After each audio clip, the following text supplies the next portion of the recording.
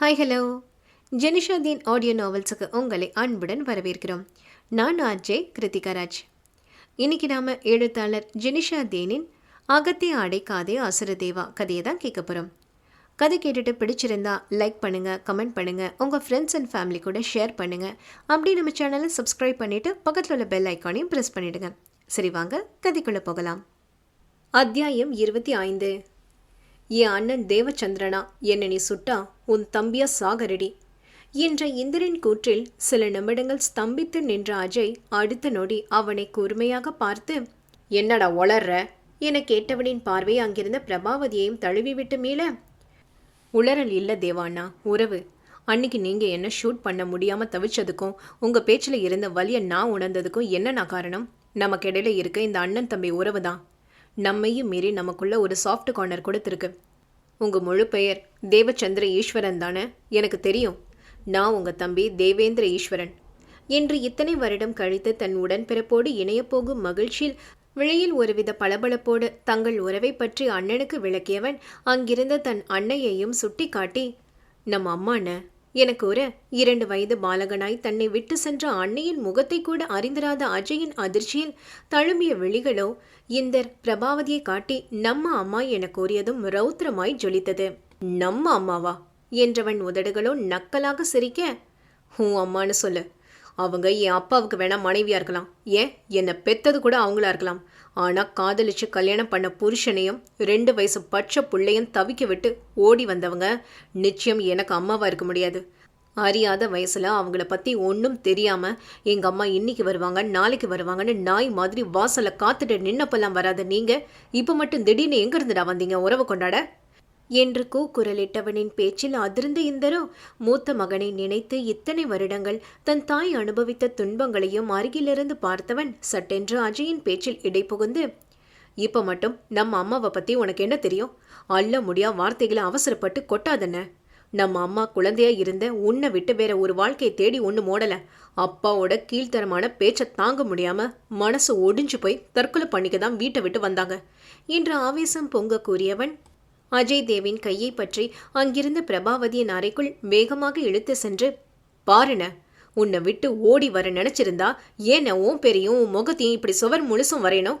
அம்மா எந்த தப்பும் பண்ணலன, அம்மா பாவம்ன, அம்மா தப்பா பேசாதன என இந்தர் தன் தாய் அஜய் தேவின் மேல் வைத்திருக்கும் பாசத்தையும் பல வருடங்களுக்கு முன்னாலான அவரின் செயலுக்குரிய நியாயத்தையும் தன் அண்ணனுக்கு விலக்கிவிடும் நோக்கத்தோடு குரல் கரகரக்க கூறிக்கொண்டிருக்க, அஜய் தேவோ அந்த அறையில் எண்ணில் அடங்காமல் தீட்டப்பட்டிருந்த தன் குழந்தை உருவத்தையும் பெயரையுமே வெளியகற்றாமல் நோக்கி கொண்டிருந்தான். அண்ணன் தம்பியின் உரையாடலில் இருந்தே தன் மூத்த மகனை கண்டு கொண்ட பிரபாவதியோ அத்துணை நேரமும் கண் சுமிட்டாமல் அஜயையே பார்த்திருந்தவர் மெல்ல அஜயின் அருகில் வந்து, சந்திரா என்று வெகு வருடங்களுக்கு பிறகு தன் மூத்த மகனின் பெயரை உயிர் உருக அழைத்தவர், நான் எதுக்காக வீட்டை விட்டு வந்தாலும் 1.5 வயசு குழந்தையா இருந்த உன்னை தவிக்கி விட்டு வந்தது மிகப்பெரிய தப்பு தான். அந்த தப்புக்குண்டான தண்டனையை என் உயிர் மகனை பிரிஞ்சு இத்தனை வருஷம் நான் அனுபவிச்சிட்டேன். அந்த கடவுள்கிட்ட ஒரு தடவையாவது என் மகனை கண்ணில் காட்டுன்னு இத்தனை வருஷம் நான் வேண்டினதுக்கு இப்பதான் இரக்கம் வந்து அவரே என் பையனை என்கிட்ட அனுப்பி வச்சிருக்காரு. உன்னை பார்த்த பிறகும் உன்னை பிரிஞ்சிருக்க தெம்பு என் உடம்புக்கும் மனசுக்கும் இல்லை கண்ணா. இந்த அம்மாவை மன்னிச்சிரு சந்திரா. இன்னும் உன்னை விட்டு என்னை விலக்கி வச்சு அம்மாவோட மிச்ச வாழ்நாளையும் நரகமா மாத்திராத கண்ணா என்று தொண்டை அடைக்க அஜயின் முகம் பற்றி கதறிய பிரபாவதி அம்மாள் அப்படியே மகன் மேலேயே மயங்கி சரிய, அம்மா என்று கூவியவாறு இந்தர் அன்னையை நோக்கி ஓடிவர அவர்களையே பார்த்திருந்த சஞ்சுவும் மா என்று பதறி அருகில் வர அவர்கள் இருவரும் தங்களை நெருங்குவதற்குள் தான் ஆடாவிட்டாலும் தன் தசை ஆடும் என்ற பழமொழி கிணங்க அம்மா என்ற வலி மிகுந்த அழைப்போடு தன் அன்னையை தன் 2 கைகளிலும் தாங்கியிருந்தான் பிரபாவதியின் மூத்த மகன் அஜய் தேவச்சந்திரன். அஜய் தேவின் அன்னை நல்லன்வேலியை சேர்ந்த ஈஸ்வரனின் மனைவி பிரபாவதி.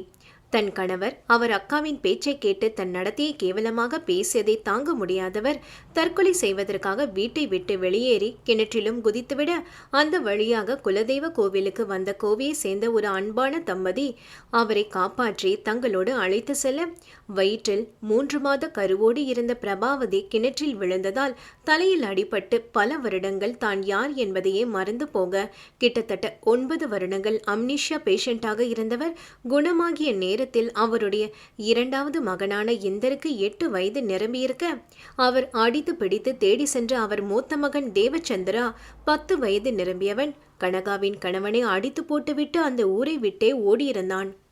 அரசன் அன்று கொல்வான், தெய்வம் நின்று கொல்லும் என்ற கூற்றிற்கிணங்க மகள், மருமகன், பேரன் என்று தங்கள் ஒட்டுமொத்த வாரிசையும் தீ விபத்தில் வாரி கொடுத்த கனகாவும் அவள் கணவனும் 1.5 வயது குழந்தையாக இருந்த தேவச்சந்திரை 9 வருடம் கழித்து தேடி சென்ற பிரபாவதியின் காலில் விழுந்து, எங்களை மன்னிச்சிரு பிரபா என்று கதறினாலும் பிரபா இழந்த அவருடைய வாழ்க்கையையும் அவர் உயிரையே வைத்திருந்த அவர் மூத்த மகனும் அவருக்கு திரும்பி கிடைக்கவில்லையே.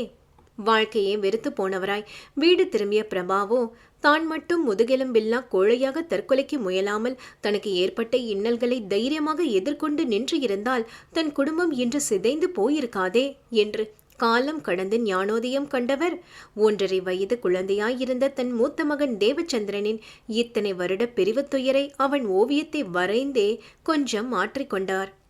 இன்று தன் மகனை கண்ட அதிர்ச்சியிலும் அவர் தன்னை அன்னை இல்லை என கூறிய கலக்கத்திலும் அவன் கரங்களிலே மயங்கி சரிய தன் தாய் தப்பானவர் இல்லை, அவர் தன்னை விட்டு ஓடி வரவில்லை என்று அறிந்து கொண்ட அஜயோ சொல்லொண்ணாத உணர்ச்சி குவியலில் சிக்கி தவித்தவன் தன்மேல் மயங்கி சரிந்த அன்னையை தன் கரங்கள் 2இல் தாங்கிக் கொண்டவன். இந்திரா வண்டி எடு என்று கத்த அடுத்த 1 மணி நேரத்தில் பிரபாவதி அம்மாள் சென்னை அப்போலோ மருத்துவமனையில் தீவிர சிகிச்சை பிரிவில் அனுமதிக்கப்பட்டிருந்தார்.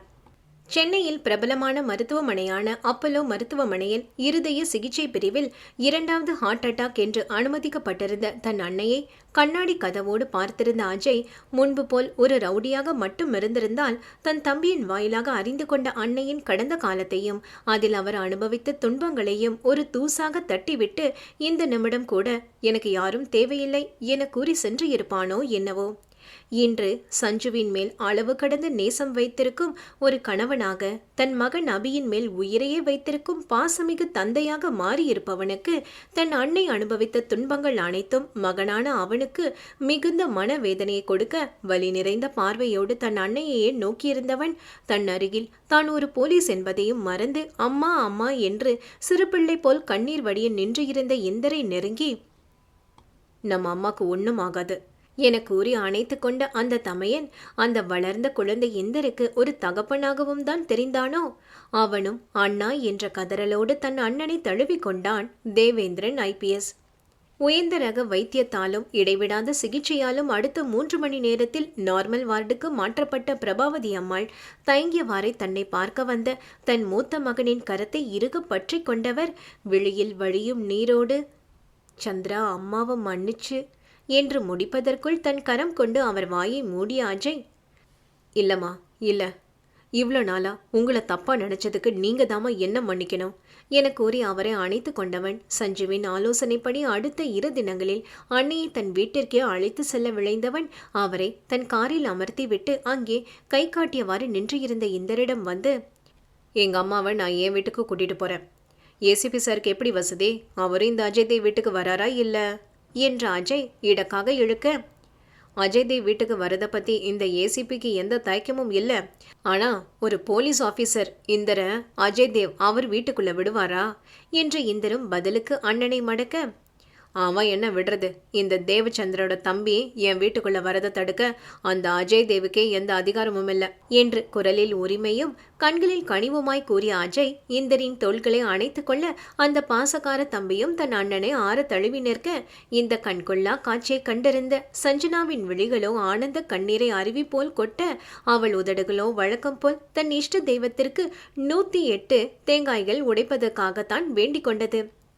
தான் அளவுக்கு அதிகமான பாசம் வைத்திருக்கும் எந்த இரு ஆண்கள் மோதிக்கொள்ளக் கூடாது என்று இத்தனை நாட்களாக பெண்ணவள் ஆசை கொண்டாலோ, இன்று அவர்கள் இருவரும் ஒன்றுக்குள் ஒன்றான சகோதரர்களாக தன் முன்னால் நிற்பதைக் கண்ட பெண் உள்ளமோ நம்ப முடியாத ஆனந்தத்தில் திளைத்திருக்க, தாயையும் தம்பியையும் தன் வீட்டிற்கு அழைத்து வந்த அஜய்யோ ஆரம்பத்தில் அவர்களோடு ஒட்ட முடியாது தவித்தாலும் எந்நேரமும் சந்திரா சந்திரா என்று தன்னையே சுற்றி வரும் அன்னையின் அன்பிலும், தன்னை பார்த்தவுடன் இதழ் பிரித்து சிரிக்கும் தம்பியின் பாசத்திலும், எந்த விஷயமாக இருந்தாலும் அம்மா கிட்ட கேளுங்க, அம்மா கிட்ட கொடுங்க என்று அவர்களோடு தன்னை இணைத்துவிடும் சஞ்சுவின் பாலமான செய்கையிலும் சிறிது சிறிதாக தன்னுள்ளும் மாற்றம் கொண்டவன் நாளடைவில் அவர்கள் மேல் இத்தனை நாட்களாக தான் காட்ட முடியாது போன பாசத்தை தன் பேச்சாலும் செயலாலும் மெல்ல மெல்ல வெளிப்படுத்த தொடங்கினான் அஜய் தேவச்சந்திரன்.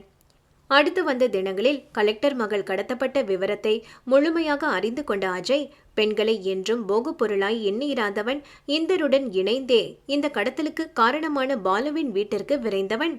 ஏண்டா பொறுக்கி நாயே, நீ மாமா வேலை பார்க்கறதுக்கு ஒரு குடும்ப பொண்ணை கடத்தி ஏன் வீட்லயே மறைச்சு வைப்பியா? உனக்கு எவ்வளவு திமிர்றா என்று அஜய் புரட்டி எடுத்தவனை இந்தரும் தூக்கி உள்ளே வைக்க, பெரிய மனிதன், நாணய தலைவன் என்று இதுவரை தன் தொண்டர்களால் போற்றப்பட்டவன் இன்று கடத்தல் மன்னன், பொண்ணுகளை விற்கும் மாமா என்றெல்லாம் தூற்றப்பட, முக்காடிட்டவாறு போலீஸ் ஜீப்பில் ஏறிய அந்த பாலுவோ தன்னை புரட்டி எடுத்த தேவ் சகோதரர்களை பார்த்து, உங்களை நான் சும்மா விடமாட்டேன்டா என்று பழிவெறி மின்ன கருவி விட்டு சென்றான். அஜயும் எந்தரும் எதிரெதிர் துறைகளில் உத்தியோக வாசம் செய்தாலும் இருவரும் ஒரு சில விஷயங்களில் அவ்வப்பொழுது மோதிக்கொண்டாலும் அதெல்லாம் வீட்டிற்கு வெளியேதான். வீட்டிற்குள் நுழைந்ததும் அவர்கள் இருவரும் அனைத்தையும் மறந்து ஒரு அண்ணன் தம்பியாக மட்டுமே தங்கள் அன்பை பரிமாறிக்கொள்ள அந்த வீட்டில் சிரிப்புக்கும் மகிழ்ச்சிக்கும் பஞ்சமில்லாதுதான் போனது. அன்று இரவும் அப்படித்தான். இந்தரும் சஞ்சுவும் அபியோடு அமர்ந்து சதுரங்க ஆட்டம் விளையாடி கொண்டிருக்க, அப்பொழுதுதான் வீட்டிற்குள் நுழைந்த அஜயோ, வாப்பா சந்திரா, வா வா, உனக்கு பிடிச்ச குழிப்பணியாரம் செஞ்சு வச்சிருக்கேன், சூட சாப்பிடு கண்ணா என்று ஆவலாக வரவேற்ற பிரபாவதியை அவனுக்கு உணவை பரிமாற, நீங்க சாப்பிட்டீங்களாமா என்று அன்னையிடம் வினவியவாறு உணவை கொறித்து கொண்டிருந்த அஜயின் பார்வையோ அங்கு சதுரங்கம் விளையாடி கொண்டிருந்த தன் மனையாளின் மீதே நிலைத்திருந்தது. பின்னே பிரபாவதி அம்மாள் உடம்பு சரியானதிலிருந்து மகனுடைய வேலைகளை எல்லாம் அவரை கவனித்துக் கொள்ள, அவரின் இத்தனை வருட பாசத்தையும் ஏக்கத்தையும் உணர்ந்திருந்த சஞ்சுவும் அந்த தாய்க்கும் மகனுக்கும் இடையில் வராது மனைவி என்ற உரிமையை கூட விட்டு கொடுத்து சற்றே ஒதுங்கியிருந்தவள் தன் பின்னையே அலையும் அபியோடும் இந்தரோடும் இணைந்து கொண்டதில் அவள் கணவன் அஜய் தேவ்தான் தனித்து விடப்பட்டதை போல் உணர்ந்தவனுக்கு அவன் அன்னையின் பாசம் ஒரு வகையில் மகிழ்ச்சியே அளித்தாலும், அதையும் தாண்டி தன் வாழ்க்கை பாதையில் முதலாக தனக்கு பாசத்தையும் நேசத்தையும் காதலையும் ஏன் தாய்மையை கூட அறிமுகப்படுத்தி தன்மேல் மட்டற்ற காதலை பொழிந்த மனையாளின் அருகாமைக்கு அந்த அசுரனின் உள்ளமும் தான் ஏங்கி தவிப்பதில் ஆச்சரியம் அல்லவே.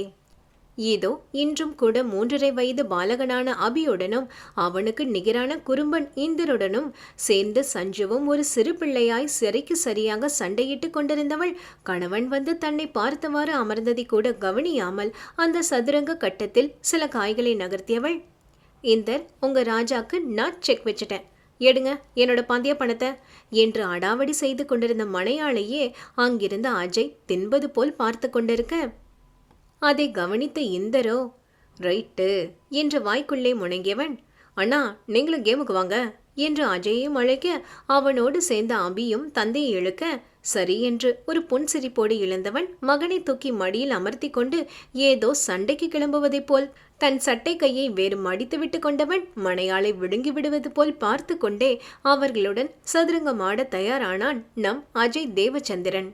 அத்தியாயம் 26. சதுரங்கம் ஆடிக்கொண்டிருந்த சஞ்சனா இதழ் பிரித்து சிரிக்கும் பொழுது பளிரிடும் முத்துப்பற்கள் அவளின் பால்வண்ண மேனியோடு போட்டியிடும் ஒளிர்விழும். அவள் தலையை ஆட்டி ஆட்டி பேசும் பொழுது முகத்தில் வந்து விழும் கூந்தல் கற்றையை அவள் கரங்கள் அன்னிச்சையாக ஒதுக்கிவிடும். கொள்ளை கொள்ளும் அழகிலுமே தன்னை தொலைத்தவன் மனையாளை விழுங்கிவிடுவது போல் பார்த்து கொண்டே சதுரங்க காய்களை அடுக்கிய அஜயின் பார்வையை வைத்தே, அண்ணா செஸ் கேம் விளையாட வந்த மாதிரியே தெரியலையே என்று தனக்குள்ளே சொல்லிக்கொண்ட இந்தரோ, நமக்கு எதுக்கு வம்பு என்று எண்ணியவன் அண்ணனை நோக்கி, எனக்கு கொஞ்சம் டயர்டா இருக்கு, நீங்க சஞ்சுவோட விளையாடுங்க என கூறிய தம்பிக்கு கண்ணில் ஒரு ஒளிர்வோடு தலையசைப்பை மட்டும் பதிலாக கொடுத்த அஜய் மனைவியை நோக்கி, கேம்ல வின் பண்ணா என்ன பெட் என கேட்க கணவன் பார்வை தன் மீதே படித்து இருப்பதை அறியாத சஞ்சனா, நீங்களே சொல்லுங்க எனக்கு ஒரு தோத்தவங்க ஜெயிக்கிறவங்களுக்கு சாப்பாடு ஊட்டி விடணும் என கூறிய அஜயோ இந்தரை நோக்கி கண் சுமட்ட அவனையே பார்த்திருந்த இந்தரோ சஞ்சு சஞ்சு சிறுத்தைக்கிட்ட வசமா சிக்கிட்டா என்றெண்ணி நகைத்து கொண்டான். கணவனின் கண் சுமட்டலையும் இந்தரின் கேலி சிரிப்பையும் உணர்ந்து கொள்ளாத சஞ்சனா, சாப்பாடு தானே ஊட்டிட்டா போச்சு என்றவாறு ஆட்டத்தை தொடங்க அந்த நேசமிகு தம்பதியின் காதல் ஆட்டத்தை வெறும் பார்வையாளனாக மட்டுமே ரசித்திருந்த இந்தரோ அவ்வப்பொழுது திணறிய தன் தோழிக்கு சதுரங்க காய்களை நகர்த்துவதில் உதவி செய்தும் கூட தன்னுடைய 10 வருட வன்முறை வாழ்க்கையில் தனக்கு எதிரானவர்களின் தலைகளையே சதுரங்க காய்களைப் போல் கொய்து போடுபவனின் பிரத்யேக ஆட்டத்திற்கு முன்னால் நம் சஞ்சனாவின் ஆட்டம் 1/2 மணி கூட தாக்குப்பிடிக்க முடியாது போனதில் அவளுடைய ராஜாவிற்கு தன் ராணியை வைத்தே அணை கட்டியவன் செக்மேட் என்று கைகளை தட்டி கொண்டு எழும்பினான் அஜய்தேவ். எழும்பிய வேகத்தையும் அவனின் பார்வையும் வைத்தே அவனுக்கு சஞ்சுவின் மேல் இருக்கும் அளவு கடந்த அன்பையும் ஏக்கத்தையும் உணர்ந்து கொண்ட இந்தரோ அந்த காதல் புறாக்களுக்கு தனிமை கொடுக்கும் பொருட்டு, அபிக்குட்டி, நீ இன்னைக்கு சித்து கூடவே தூங்குறியா? நான் உனக்கு நிறைய போலீஸ் ஸ்டோரியெல்லாம் சொல்றேன் என்றவாறு அபிதேவை தூக்கி கொண்டு தன்னரை நோக்கி நடக்க, கண்ட கண்ட கதையெல்லாம் சொல்லி உன்னை போலவே என் மகனையும் நீதி நேர்மனு கெடுத்து வச்சிடாதடா என்று தம்பியை வாரி அஜயோ தன் உணர்வுகளை புரிந்து கொண்ட தம்பிக்கு பார்வையாலேயே நன்றி கூறியவன், பெட்ல தோத்தவங்க நான் சொன்னது செய்ய ரெடியா என்று சஞ்சுவின் இதழ்களையே பார்த்தவன், சாப்பாடு எடுத்துட்டு சீக்கிரம் வாடி என்று விட்டு மாடியேற சஞ்சுவும் சரி என்ற சினங்களோடு வெட்கம் சுமந்த விழிகளால் தன் கணவனை பார்த்தவள் அவன் விழிகளில் வழியும் விஷமத்தையும் கண்டு கொண்டவள். இத்தனை நாளா அத்தையை கவனிச்சுக்கிட்டு தேவாவை பட்டினி போட்டதால இன்னைக்கு ஏதோ பெருசா பிளான் பண்ணிட்டாரு போலையே, என்னவா இருக்கும் என்று புலம்பியவாறு உணவு தட்டை ஏந்தி கொண்டு தங்கள் அறைக்குள் நுழைந்தாள் சஞ்சனா. உணவு தட்டோடு அறைக்குள் நுழைந்தவளின் மலர் முகத்தையும் எழில் மேனியையுமே உணவு போல் பருகியிருந்த கணவனின் அருகில் சென்ற சஞ்சனாவும் கணவனுக்கு உணவு ஊட்டி வெகு நாட்கள் ஆனதால் முகம் கொள்ளா புன்னகையோடு உணவு எடுத்து அவன் வாய்க்கருகில் கொண்டு செல்ல அவன் அதிரங்களோ அழுந்து மூடியிருக்க கணவனை கேள்வியாய் ஏறிட்டு நோக்கிய பெண்ணவளோ, நீங்க தான் கேம்ல ஜெயிச்சா சாப்பாடு ஊட்டணும்னு சொன்னீங்க என்று வினவினாள்.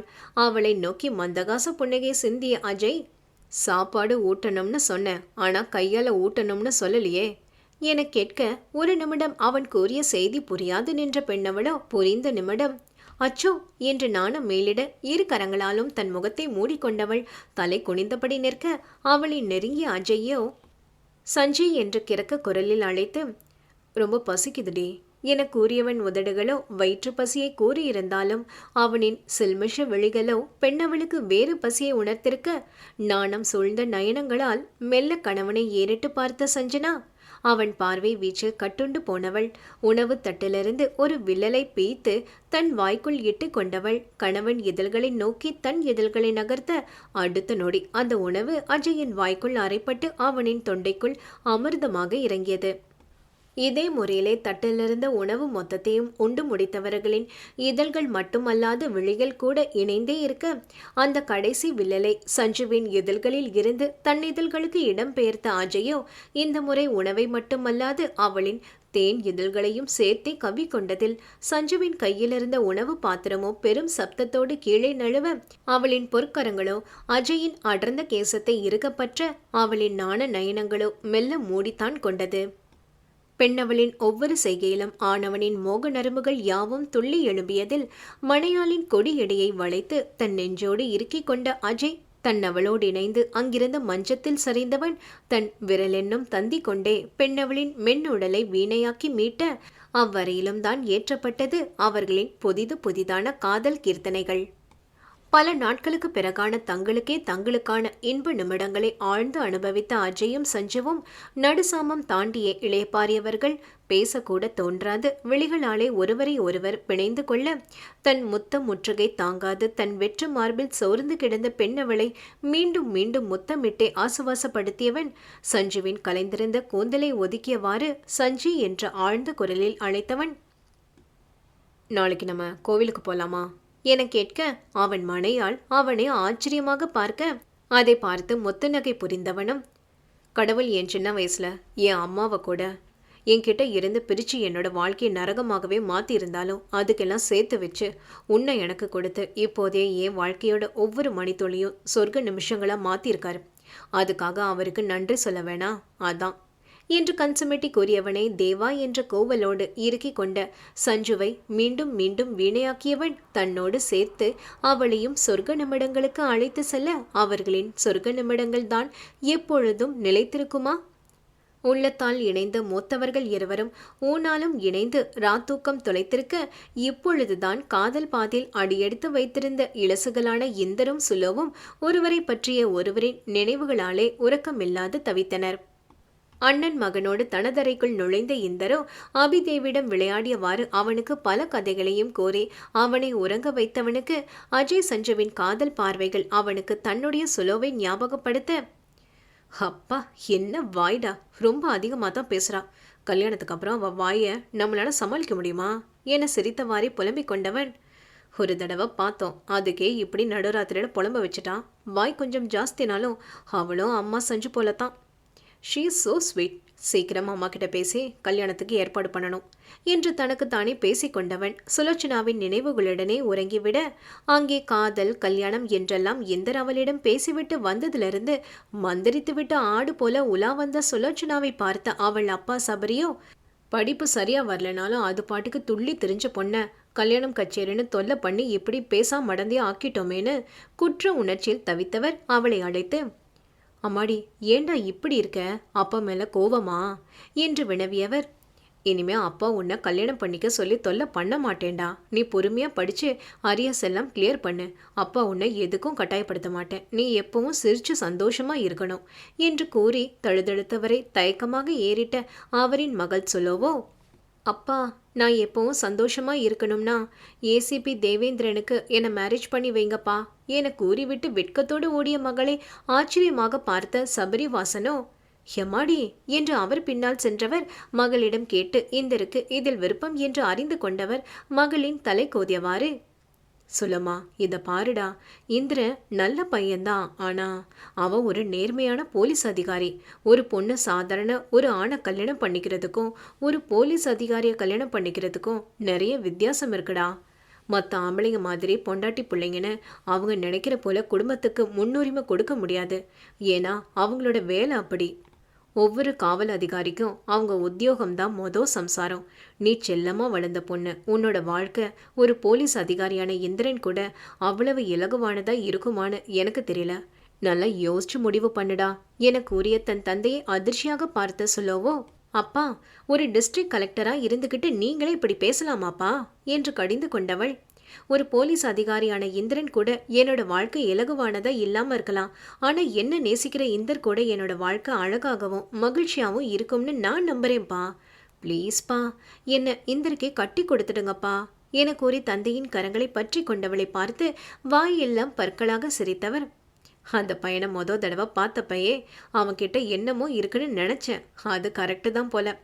இவ்வளோ நாளாக சின்ன பிள்ளை மாதிரி தெரிஞ்ச என் சுட்டி பொண்ணையே ஒரே நாளில் பொறுப்பாக பேச வச்சுட்டானே என சிலாகித்தவர், இப்போவே மாப்பிள்ளைக்கு இப்படி ஜால்ரா போடுற, கல்யாணத்துக்கு அப்புறம் உன் அப்பா வீட்டுக்கு வந்தா நீ யாருன்னு கேட்டுறாதம்மா என்று மகளிடம் தன் சம்மதத்தை கூறியவர், அப்பா என சினுங்கி தன்னை கட்டி கொண்ட மகளை பார்த்து இடி இடி என சிரித்தவருக்கு இந்தரின் அண்ணன் அஜய் தேவை பற்றி லேசான உறுத்தல் இருந்தாலும் நேர்மையும் கம்பீரமும் பொருந்திய இந்தருக்காகவும் தன் ஒரே மகளுடைய விருப்பத்திற்காகவும் இந்த திருமணத்திற்கு சம்மதம் தெரிவித்த சபரிவாசன் இந்தர் அவரை பார்க்க வருவதாக கூறவும் மிக்க மகிழ்ச்சியோடு அவனுக்காக காத்திருக்க அவர் வீட்டை நோக்கி தன் ஜீப்பை செலுத்தி கொண்டிருந்த இந்தரோ மிதமிஞ்சிய ஆத்திரத்தில்தான் இருந்தான். சுலோச்சனாவை கடத்திய வழக்கில் அவள் அப்பா சபரிவாசன் நேரடியாக புகார் அளிக்க மறுத்துவிட்டதால் அவளை கடத்திய பாலுவோ மிக சுலபமாக ஜாமீனில் வெளியேறியவன் இந்தரை பார்த்து நக்கலாக சிரித்துவிட்டு செல்லவும் அவன் மேல் இந்தருக்கு இருந்த ஒட்டுமொத்த கோபத்தையும் இப்பொழுது சபரிவாசன் மேல் திருப்பிவிட்டதில் கட்டுக்கடங்கா கோபத்துடன் அவர் வீட்டை அடைந்த இந்தரோ அவர் முன்பு நின்று புசு புசுவென்று பெருமூச்சை வெளியேற்றவன், ஏன் சார், ஒரு கலெக்டராக இருந்துக்கிட்டு நீங்களே கம்ப்ளைண்ட் தரமாட்டேன்னு ஒதுங்கி ஒரு தேர்ட் ரேட் பொறுக்கிக்கு பனிஷ்மெண்ட் கிடைக்க விடாமல் பண்ணிட்டீங்களே என்று ஆதங்கப்பட்டவன் அங்கிருந்த சுலோவியும் முறைத்தவாறு நிற்க அவன் கோபத்தையும் அதற்கான அவனின் நேர்மையும் கண்டு மகிழ்ந்த சபரிவாசனோ அவன் அருகில் வந்து அவன் தோள்களை பிடித்து தட்டி கொடுத்தவர், கூல்டவுன் யங் மேன் கூல்டவுன். அந்த பாலு மேலே ஒரு போலீஸ்காரனா உங்களுக்கே இவ்வளோ ஆத்திரம் இருந்தா அவன் கடத்தினதே ஏன் பொண்ணு. எனக்கு எவ்வளோ ஆத்திரம் இருக்கும், ஆனால் அதையும் மீறி எனக்கு அப்பாங்கிற பொறுப்பும் இருக்கு. என் பொண்ணு தாய் இல்லாமல் வளர்ந்தவன். அவள் விஷயத்தில் ஒரு கலெக்டராக நான் யோசிக்கல. அவளை ஒரு நல்லவன் கையில் பிடிச்சி கொடுக்குற வரைக்கும் அவளோட பேருக்கு கூட எந்த கலங்கமும் வரக்கூடாதுன்னு ஒரு அப்பாவாக தான் யோசிக்கிறேன். எனக்கு என் பொண்ணுக்கு அப்புறம்தான் எல்லாமே என்று நீளமாக பேசியவர், ஆனால் அதெல்லாம் கொஞ்ச நேரத்துக்கு முன்ன வரதான். எப்போ என் பொண்ணு உங்களை தான் கல்யாணம் பண்ணிக்குவேன்னு சொல்லிட்டாலோ அப்போவே எனக்கு இந்த தயக்கமெல்லாம் போயிருச்சு என்று தன் மகளின் கையை பிடித்து இந்தரின் கையில் கொடுத்தவர், இனிமே இவ உங்க பொறுப்பு என்று அவன் கையில் ஒரு அச்சடித்த காகிதத்தையும் கொடுத்து, இது அந்த பாலுவோட என்கவுண்டர் பண்ணுறதுக்கான ஆர்டர். என் மக இன்னைக்கு அவன்கிட்ட இருந்து தப்பிச்சிட்டாலும் அவனாலேயும் அவன் கூட்டத்தாலேயும் இனி எந்த ஒரு பொண்ணும் பாதிக்கப்படக்கூடாது. அவன்லாம் உயிர் வாழ்றதுக்கே தகுதி இல்லாதவன். அவனை சுட்டு தள்ளிட்டு வந்து என் மகளை முறைப்படி உங்கள் மனைவியாக்கி கூட்டிட்டு போங்க என கூறிய சபரிவாசனுக்கு முகம் கொள்ளா புன்னகையோடு எஸ் சார் என்று சல்யூட் வைத்தவன் தன் அருகில் தலை குனிந்தவாறு தன் கரம் பற்றி நின்று இருந்த சுலோச்சனாவின் செவியில், ஒரு ஏசிபியோட பொண்டாட்டி இவ்வளோ அரியர்ஸ் வச்சிருந்தா நல்லா இருக்காது சுலோ. அதனால நம்ம கல்யாணத்துக்குள்ள சீக்கிரம் அதெல்லாம் கிளியர் பண்ணிடே. என்னால் ரொம்ப நாள் வெயிட் பண்ண முடியாது என கூறியவன் அவளை நோக்கி ஒற்றை கண்ணை வேறு சிமிட்டி விட்டும் வெளியேற, அவன் கண் சிமிட்டலையும் தாண்டி அவன் கூறிய அரியர் கிளியர் பண்ணு என்ற வார்த்தையை சுலோவுக்கு அதிர்ச்சியை கொடுத்ததில், மறுபடியும் அரியரா, இவர் அப்பாவுக்கு மேல இருப்பார் போலவே என்றெண்ணி தலையில் கை வைத்த சுலவோ இன்றும் உமையாகி சமைந்தாள். வருங்கால மனைவியின் வீட்டிலிருந்து குதூகலமாக வெளியேறிய இந்தரின் கைபேசியோ சஞ்சுவின் அழைப்பை காட்ட ஒரு புன்சிரிப்போடே அதை எடுத்து தன் செவியில் பொருத்தியவனின் கால்களோ சஞ்சு கூறிய செய்தியில் அசைய மறுத்து நிற்க, அவன் உதடுகளோ அபி என்ற சொல்லை உதிர்க்க, அவன் இருதயமோ தாளம் தப்பி பின் துடித்தது. அடுத்த அத்தியாயங்களை தொடர்ந்து கேட்டு மகிழ சேனலை சப்ஸ்கிரைப் பண்ணி பக்கத்தில் உள்ள பெல் ஐக்கானையும் கிளிக் பண்ணிக்கோங்க. எப்பொழுதும் எங்கள் சேனலுடன் இணைந்திருங்கள். நன்றி.